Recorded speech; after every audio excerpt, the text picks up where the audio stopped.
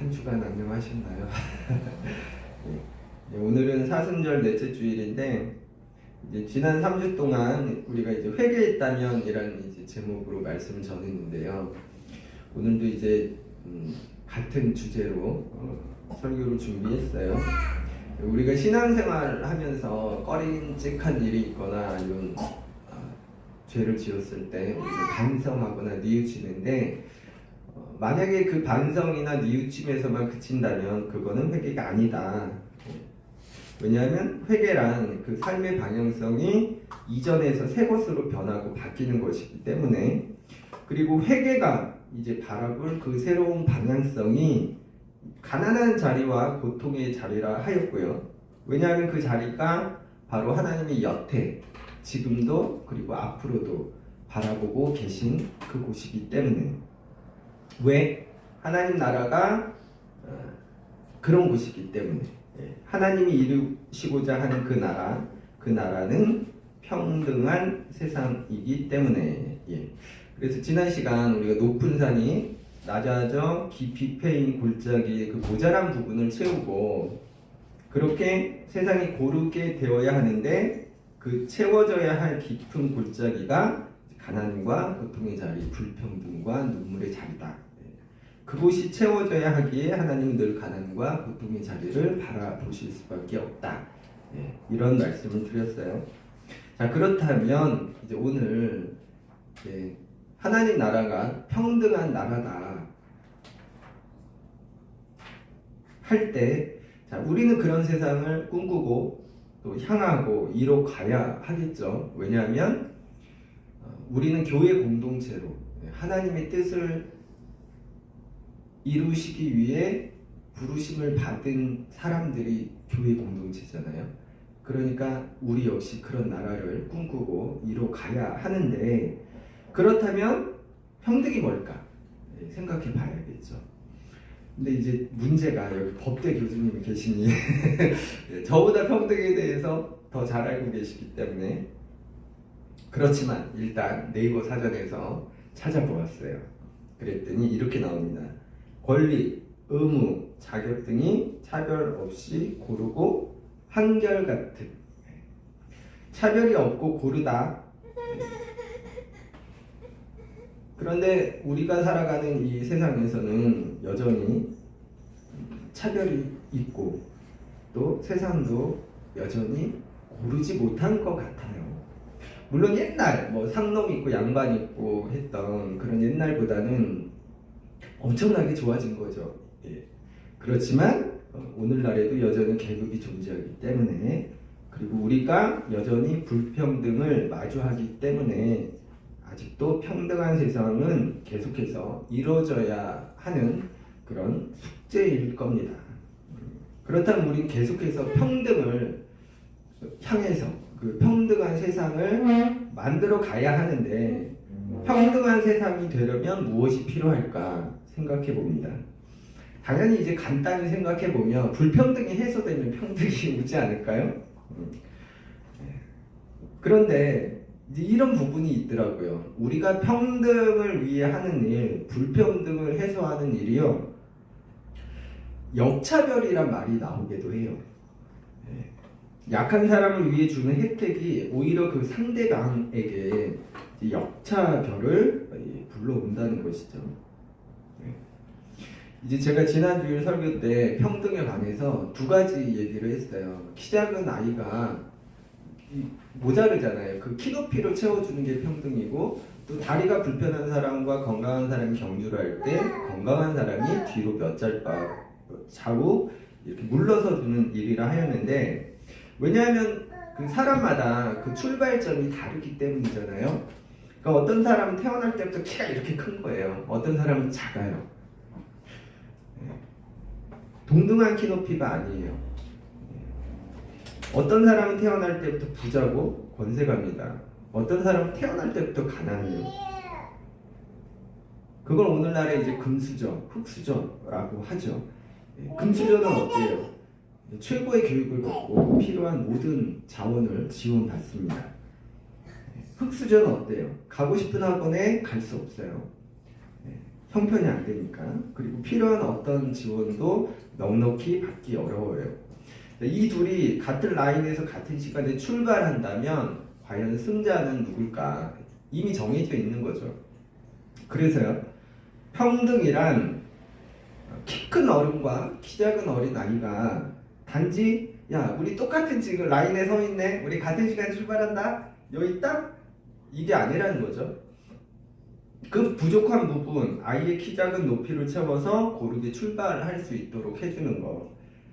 가난한 사람의 자식도 부자의 자식과 같이 동등한 교육을 받을 수 있는, 또 동등한 취업의 기회가 주어지는 그런 것이라 할 수 있겠죠. 한 단편적으로만 설명한다면, 예를 들어 이제 미국 대학의 유색인종 우대 정책을 보면 인종이나 성별, 종교, 장애 등의 이유로 불리한 사람들이 있어요. 이제 그 사람들에게 혜택을 줘요. 그런데 이게 백인들 입장에서 보면 역차별이라는 거예요. 우리나라의 경우에 한 예만 보자면 남녀차별 문제를 들 수 있겠어요. 과거에는 이제 여성에 대한 차별이 문제였는데 지금 젊은 남성들이 주장하는 거는 이제 이거 역차별이다 이렇게 말하고 있어요. 그 예로 이제 일정한 비율은 여성으로 해야 하는 그 여성 할당제를 들 수 있겠고요. 또 남자들이 특권 혹은 보상으로 여겼던 그 지금은 이제 폐지되었죠. 군 가산점 제도. 그러니까 공무원 시험 보고 이럴 때 남자들은 그 군대 갔다 온 게 가산점으로 붙어요. 네. 공무원 시험을 보는데 남자들은 이걸로 이미 먹고 들어가는 겁니다. 그러니까 이미 여자들과 출발점에서 키가 더 큰 거예요. 이에 대해 헌법재판소는 여러 가지 이유가 있었지만 이제 성차별, 남녀 평등에 어긋난다는 이유로 이제 위헌 결정을 하였고, 그래서 이 제도가 폐지되었죠. 그러니까 이제는 어때요? 남자들이 난립니다. 역차별이라는 거예요. 그리고 남자들의 말이 그럼 너희 군대 가, 일리 있어요. 그래서 사실 지난 대통령 선거 때 윤석열 지금 대통령을 찍은 많은 젊은 남성들이 그 여성가족부 폐지 때문에 찍었거든요. 다른 이유가 없어요. 그것 때문에.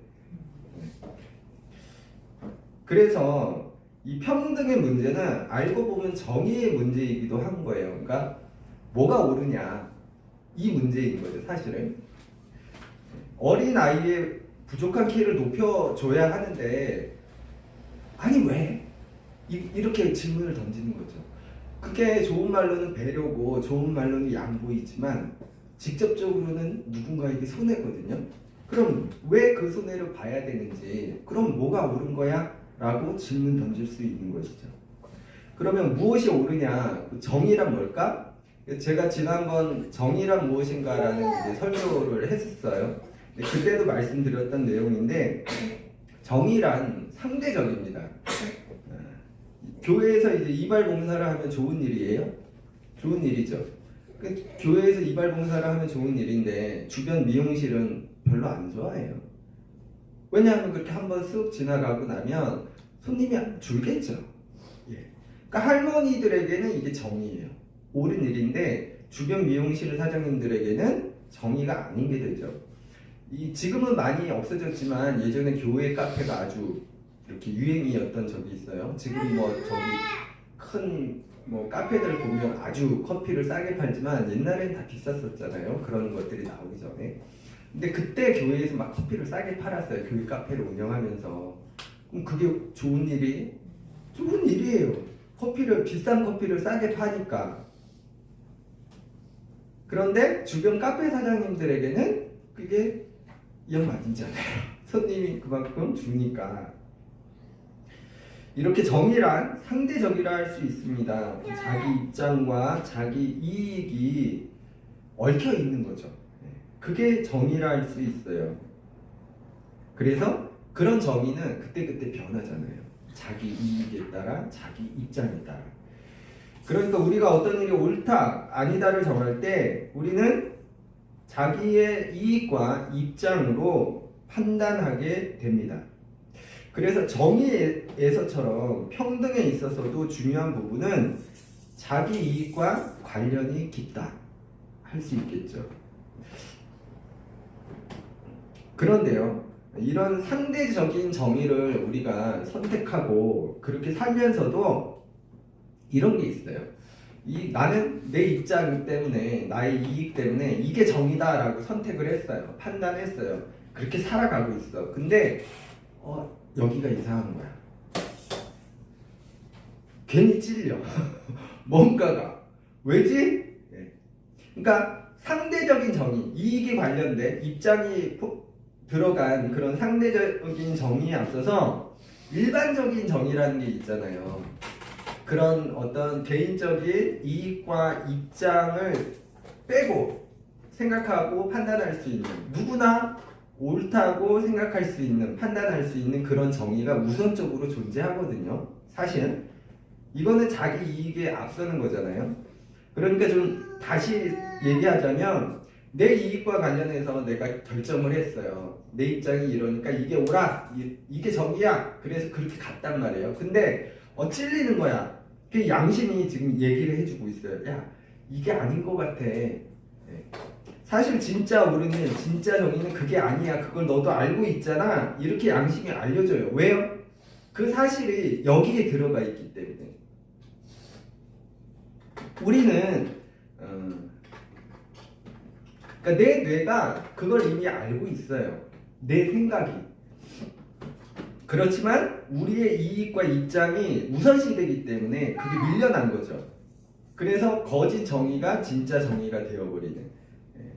그래서 우리가 이걸 영화나 드라마를 볼 때 잘 알 수 있어요. 우리가 영화나 드라마를 보면 늘 악당과 정의의 편이 나오잖아요. 뭐 드라마든 무슨 SF든 무슨 공포 영화든 항상 악당이 있고 정의의 편이 있어요. 근데 우리는 영화나 드라마를 볼 때 그런 제3자의 입장에서 보잖아요. 그렇죠? 그러니까 분명해요. 누가 악당이고 누가 정의인지. 뭐가 불이고 정의인지 분명하게 나와요. 그래서 우리는 드라마를 보면서 약자를 응원하고 거기서 악당을 막 뭐라고 하죠. 그런데 우리 실생활에서는 그게 안 되는 거예요.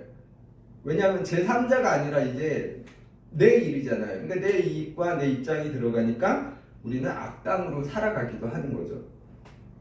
그러니까 우리 대부분은 뭐가 진짜 정의인지를 알고 있으면서, 혹은 모를 수도 있지만, 우리 실제적인 삶에서는 상대적인 정의, 진짜가 아닌 가짜 정의를 선택하고 또 그렇게 살아가는 겁니다.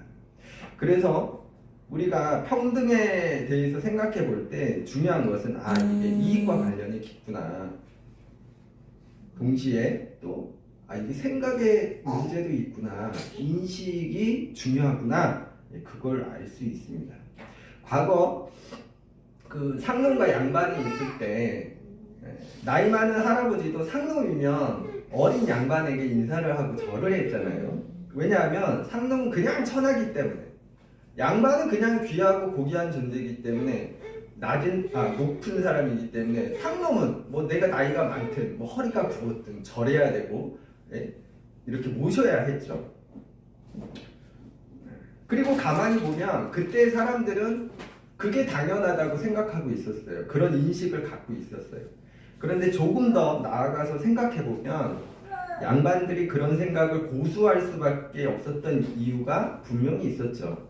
왜냐하면 상놈이나 양반이나 똑같다라고 인정하는 그 순간에 자기들이 누리던 기득권을 내려놓을 수밖에 없기 때문에 그들은 그걸 지켜야 하죠. 그러니 그런 생각과 그런 인식이 계속 되어야 하는 겁니다. 제가 이제 계속해서 자기 이익 그리고 생각, 인식의 문제에 대해서 이제 말씀드리는 건, 왜냐하면 결국 정의도 그렇지만 하나님이 만드시고자 하는 그 평등한 세상에서 중요한 게 바로 그 생각, 그러니까 인식과 자기 이익 부분이기 때문에 그렇습니다. 이제 오늘 본문 이사야 11장의 소제목이 평화의 나라예요. 하나님 나라가 지금 이와 같다라는 겁니다. 평화의 나라, 싸움이 없고 전쟁이 없는 그런 나라. 우리 본문을 한번 다시 읽어볼까요? 6절, 7절, 8절만. 그때의 이리가 어린 양과 함께 살며 표범이 어린 염소와 함께 누우며 송아지와 어린 사자와 살찐 짐승이 함께 있어 어린 아이에게 끌리며 암소와 곰이 함께 먹으며 그것들의 새끼가 함께 엎드리며 사자가 소처럼 풀을 먹을 것이며 젖먹는 아이가 독사의 구멍에서 장난하며 젖된 어린아이가 독사의 굴에 손을 넣을 것이다. 일이나 표범과 같은 무서운 맹수가 나오고요. 반대로 어린 양 어린 아이와 같은, 그래서 당연히 일이나 표범에게 잡아먹힐 만한 그런 또 상대가 나열되고 있어요. 그런데 이게 잡아먹고 잡아먹히고 그런 게 정상인데 지금 이 세상, 이 나라는 안 그래요. 이걸 싸움이나 전쟁이 없는 평화의 나라라는 이제 소제목을 달아놓기는 하였는데 사실 알고 보면 이 내용은 평등에 관한 것이죠. 높은 산이 낮아져서 낮은 골짜기를 메우는 바로 그것과 같은 내용입니다. 자, 힘이 센 일이나 표범이 힘이 약한 어린 양이나 어린 아이를 잡아먹어야 하는데 이 세상은 그렇지가 않아요. 힘이 센 사람이나 약한 사람이나 잡아먹거나 잡아먹히지 않아요. 그러니까 이건 뭘 얘기하는 거냐면 자기가 가진 것으로 판단받지 않는 세상이라는 겁니다. 내가 가진 힘 때문에, 내가 가진 재산 때문에 판단받지 않는 세상, 그가 가진 것과는 별개로 하나님이 창조하신 인간이기 때문에 누구나 동등하게 힘이나 재산에 따라서가 아닌 인간이기 때문에 누구나 동등하게 평등하게 살 수 있는 세상, 바로 평등에 관한 겁니다. 그런데 잘 보면요, 이 안에서 높은 산이 낮아져서 이제 지난 시간 깊은 골짜기를 메우듯이 그런 일이나 표범에게도 오늘 본문에서 그걸 요구하고 있어요. 높은 산이 낮아지는 그것과 같은. 일이가 어린 양을 잡아 먹어야 돼요. 그렇죠. 그런데 그렇지 않습니다. 이는 일이나 표범에게 지금 요구하고 있어요. 잡아먹지 마. 일이나 표범에게 네가 행사할 수 있는 자기 권리, 자기 이익에 관해 그걸 하지 말라고 하는 거예요. 포기하라고. 자, 이리와 어린 양이 함께 뒹굴어요. 오늘 본문 내용이. 그렇다면 이리와 어린 양이 함께 뒹굴기 위해 어린 양이 해야 될 건 뭐예요? 없어요. 근데 이리한테는 요청되는 게 있잖아요. 잡아먹으면 안 되는 거예요. 이걸 우리말로 바꾸면 뭐예요? 부자라든가 힘 있는 사람이 더 갖기 위해, 더 오르기 위해 가난한 사람들을 억압하고 착취하잖아요. 근데 그러지 말라는 거예요. 그런 자기 이익을 내려놓으라는 거죠. 그러니까 지금 본문의 그런 세상이 되기 위해 요구되는 것은 포식자의 자리에 있는 일이나 표범 같은 그들이 자기 이익에 관해 손해를 볼 때 가능한 겁니다. 어린 양은 할 게 없어요. 내용에서. 그런데 사실 우리가 사는 세상은 어때요? 그렇지 않잖아요. 우리 동물의 세계랑 거의 똑같아요. 강한 자가 약한 자를 잡아먹죠. 힘 있는 자가 힘 없는 자를 잡아먹어요. 약육 강식의 섭리가 우리 세상에도 사실은 적용이 됩니다.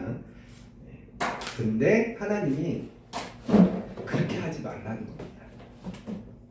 왜냐하면 하나님 나라는 그런 나라가 아니니까. 그래서요, 하나님이 포학을 싫어하시는 거예요. 포학. 포식자인 일이나 표범이 어린 양을 잡아먹습니다. 이게 자연의 세계에서는 이치고 섭리인데 우리 세상에서는 이걸 포악이라고 합니다. 자, 보세요. 하나님이 세상을 심판하신 두 이야기가 있어요. 노아의 홍수 심판 사건하고 소돔과 고모라의 심판. 그런데 성경은 한결같이 우리가 이제 나중에 설교하겠지만 소돔의 심판 같은 경우에도 우리가 동성애로 알고 있지만 실제로 본문을 잘 읽어보면 포학이라고 분명히 밝히고 있어요. 하나님이 소돔을 멸망하신 거는 동성애 때문이 아니고 뭐 그것도 뭐 일조했겠지만 직접적인 원인은 포학하기 때문에, 포학이 가득하기 때문에. 노아도 마찬가지죠. 노아의 홍수 심판도 그 땅에 포악이 가득하기 때문에. 그러니까 하나님이 세상을 심판하신 이유는 어디 있어요? 포악에 있다라는 겁니다. 그러니까 하나님 포악을 싫어하시는 거예요. 그런 세상을 심판하시기 때문에. 그런데 인간이 어떨 때 포악합니까? 포악이 뭐예요? 사납고 악한 걸 포악이라고 하잖아요. 더 가진 자가 더 갖고자, 더 누리기 위해 자기보다 약한 사람을 억압하고 착취하는 그런 모습, 그런 풍경이 바로 포악 아닙니까? 인간이 포악한 것은 바로 자기 이익 때문인 겁니다. 그런데 하나님은 그걸 포기하라는 거예요. 자, 그래서 또 여기서 오해 없으시길 바래요. 이렇게 얘기한다고 또 부자 보고 가난해지라는 게 아니다. 자기가 열심히 일해서 부자 되었는데 또 내 부모가 부자라서 그거 상속받아서 내가 부자가 되었는데 그게 잘못이에요? 아니에요. 하나님은 그런 걸 탓하시는 게 아니고 내가 더 갖고자 하는 그 동기로 나보다 약한 사람을 착취하고 억압하고 하는 그런 포악을 하지 말라고 하시는 거죠. 그래 알아. 너 일이지. 너 표범이지. 너 그런 충분한 힘이 있고 너 그렇게 강한 이빨과 발톱을 갖고 있어. 근데 그걸 안 돼. 왜? 내 나라는 그런 나라가 아니니까. 하나님은 그렇게 힘세고 강한 나만 사랑하시는 게 아니라 약하고 힘없는 또 가난한 어린 양과 어린 아이 같은 사람들도 사랑하시기 때문에 이제 제 설교 들으시다 보면 이 예화가 한 1년에 대여섯 번 나와요. 그 TV 동물 농장에서 이제 많이 보셨죠? 저는 요즘은 뭐 지금도 하나요? 근데 예전에 많이 봤었는데 그 한 방송에서 이제 이런 게 나왔었어요. 이게 그 동물들이 출연하잖아요. 그러니까 이 그 반려견을 키우는 사람이 이제 고민 상담을 하는 거죠. 뭐냐 하면 외출할 때 방에다 이제 반려견이 여러 마리예요. 그 여러 마리의 개들을 놓고 나가요. 근데 나갔다 들어오면 난리가 나는 거예요. 얘네들끼리 서열 전쟁을 하는 거예요. 그래서 승자는 아래 것들 딱 거느리고 좋은 자리에 딱 이렇게 승자의 그런 것들을 누리면서 근데 패자는 어디가 있어요? 제일 약한 놈은 이제 구석에서 자기 막 상처를 앓고 있는 거예요. 이제 좀 물렸나 보죠. 아니면 핥히거나. 근데 주인이 돌아와서 그 풍경을 보고 제일 먼저 하는 일이 뭘까요? 그렇죠. 그 승리의 그 포만감에 아주 이렇게 자세를 잡고 있는 이놈 하고 먼저 혼내고 바로 가서 하는 거는 그 상처를 앓고 있는 개를 만져주면서 위로해 주는 일이에요.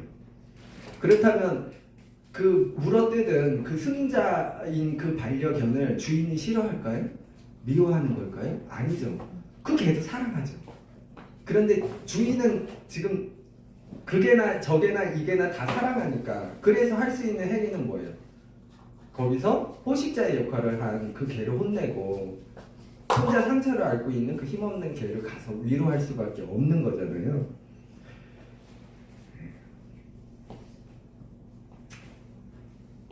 그런데 이게 이제 그 반려견을 비유해서 우리 얘기를 하니까 좀 그렇긴 한데 사실 하나님이 우리를 바라보시는 것도 그렇거든요. 우리 중에는 힘 있는 사람도 있고 약한 사람도 있고 부자도 있고 가난한 사람도 있어요. 그 자체에는 상관이 없는 거예요. 그런데 누군가가 가진 자가 힘 있는 사람이 더 올라서겠다고 더 누리겠다고 더 가지겠다고 물어 뜯기 시작하면 그게 아까 얘기했듯이 포악이 되는 거고 하나님이 제일 싫어하시는 행동이 되는 겁니다. 근데 우리가 그렇게 살아가고 있잖아요. 그러니까 하나님이 그런 우리를 바라보시면 뭐라 하시겠어요? 네? 그리고 어떤 행동을 하시겠습니까? 조금 전에 그 반려견들의 주인과 같은 행동을 하실 겁니다. 그리고 가만히 생각해보면 이런 거예요. 개들이 그 방 안에서 내가 좀 더 해보겠다고 막 이제 설치고 싸웠는데 알고 보면 그거 다 누구 거예요? 그 주인 거잖아요. 근데 우리도 사실 입술로 고백하잖아요. 이 모든 것이 하나님 것이라고. 그런데 우리는 여기서 더 갖고자 막 가지려고 내가 어떻게든 해보려고 참 우스운 일 아닌가요? 우리가 안 믿는다면 상관없어요. 그렇죠? 더 갖겠다고 하는 게 바람직한 거지 사실은. 그런데 우리가 하나님을 주님으로 모든 것이 하나님께로부터 왔고 우리는 잠시 그걸 관리하는 사람이라고 고백한다면 그렇죠. 예. 오늘도 두서없이 길었습니다. 예. 이쯤에서 좀 정리를 해야 될 것 같아요. 막 달려왔는데 자, 하나님 나라가 평등한 세상이고 또 우리가 하나님을 믿으니까 그 하나님의 뜻을 이뤄가야 하는데 평등한 세상을 만들어가야 하는데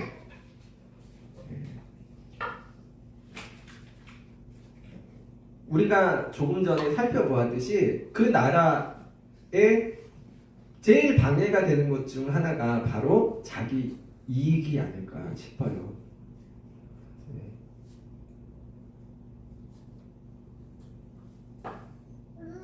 그리고 더불어서 사실은 그거보다 먼저 앞서서 요구되는 게 있는데 그건 바로 지식이라고 할 수도 있고 생각이라고 할 수도 있고 인식이라고 할 수도 있겠어요. 저는 인식이라는 말을 자주 쓰는데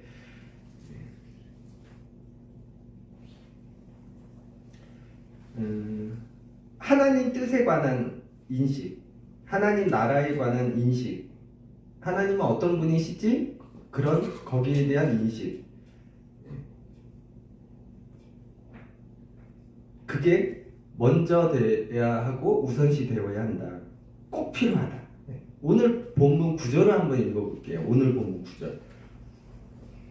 내 거룩한 산 모든 곳에서 해됨도 없고 상함도 없을 것이니 이는 물이 바다를 덮은 같이 여호와를 아는 지식이 세상에 충만할 것임이니라. 여기서 이제 나의 거룩한 산 모든 곳에서 여기 어디예요? 우리가 사는 세상일 수도 있고 하나님 나라 또는 천국이라고 할 수도 있죠. 자, 서로 해치거나 파괴하는 일이 없어요. 왜? 앞서 본문에서 설명해 주듯이 그곳은 평등한 세상이기 때문에. 그런데 구체적으로 설명을 해요. 뭐라고? 네. 물이 바다를 덮은 같이 여호와를 아는 지식이 세상에 충만할 것임이니라. 그러니까 이 말은 물이 바다를 덮은 같이 여호와를 아는 지식이 세상에 충만해졌기 때문에 그곳에는 해치거나 파괴하는 일이 없고 그곳은 평등한 세상이 된다라는 말씀이에요. 이리가 어린 양을 잡아먹지 않네. 그리고 물이 바다를 채우듯 주님을 아는 지식이 땅에 가득하다라는 말은요. 바다가 넓고 무지 크잖아요. 저는 처음 바다를 봤을 때 이야 네, 진짜 크잖아요. 그런데 그 바다를 채우는 것은 결국 뭐라는 얘기예요? 작은 물줄기들이 모여서 그 바다를 이룬다는 거죠. 곳곳에서 물이 모여서 바다가 됩니다. 마찬가지로 하나님을 아는 지식이 땅에 가득할 때 그런 하나님 나라가 이루어지는 거예요. 그래서 이제 내가 예수 믿는다는 것은 그리고 그냥 믿기 시작했다는 것을 떠나서 이제 회개했다는 것, 나의 방향성을 돌렸다는 것은 뭐냐면 내가 그 지식을 가지는 한 물줄기가 되었다라는 거예요. 바다를 채울. 우리가 예수 믿는 걸 너무 오해 많이 하는데요. 그냥 내가 예수 믿어서 그 능력을 받아서 막 잘 살고 막 천국 가고. 그런데 오늘 본문에서는 그렇게 알려주는 거예요. 예수 믿는 건 아니 그건 모르겠어. 어쨌든 예수 믿는 건 이런 거야. 그게 뭐예요?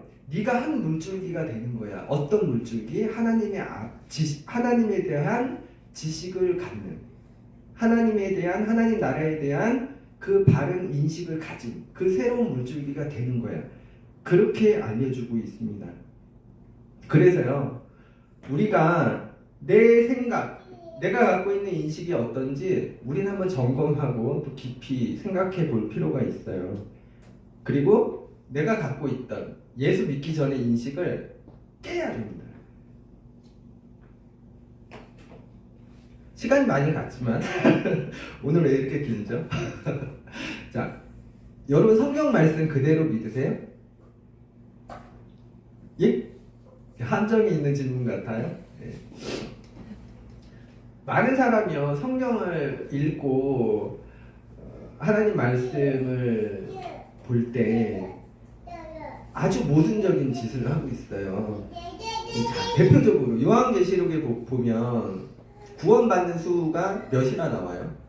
신천지에서 얘기하는 14만 4천이에요. 그러니까 신천지가 그거 보고 14만 4천을 얘기하는 건데 지금 걔네들 14만 4천 넘었잖아요. 어쨌든 그런데 웃긴 게 뭔지 아세요? 그 14만 4천이 누구예요? 그것도 바로 알려주고 있어요. 여자를 모르는 남자만. 그러니까 수총각만. 그럼 신천지 여자들 왜 가? 난 이해가 안 돼. 그런데 지금 신천지 얘기하는 게 아니라 바로 우리 얘기하고 있는 겁니다. 우리도 성경을 이렇게 본다고요.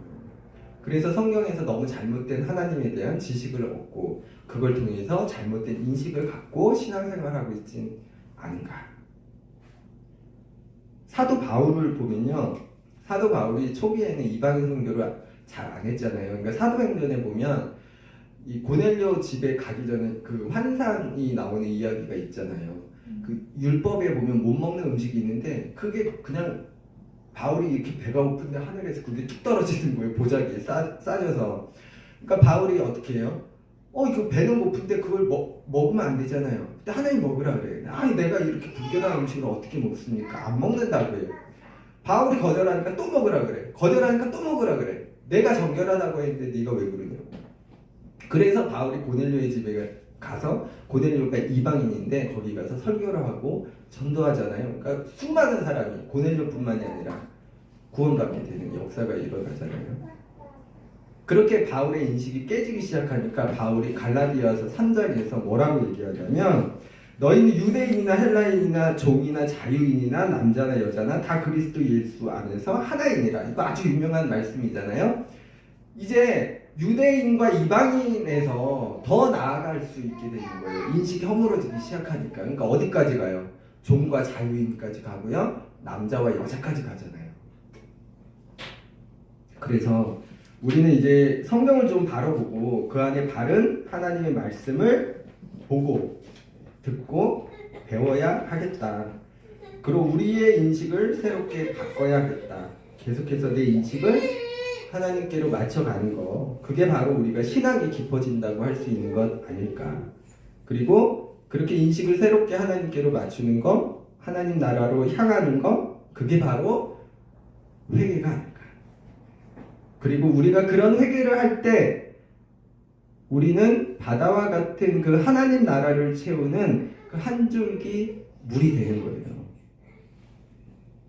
그리고 그러한 한 줄기 한 줄기 물이 모여서 바다를 이루듯이 이 땅에 하나님 나라가 이루어질 수 있습니다. 예. 그래서 저와 여러분이 우리가 바로 그 하나님 나라를 이루는 그 한 줄기 물이 되기를 바랍니다. 우리 인식을 깨고요. 하나님에 대해 바른 인식을 채워감으로 그런 나라를 만들어가는 우리가 되길 바랍니다. 기도하겠습니다.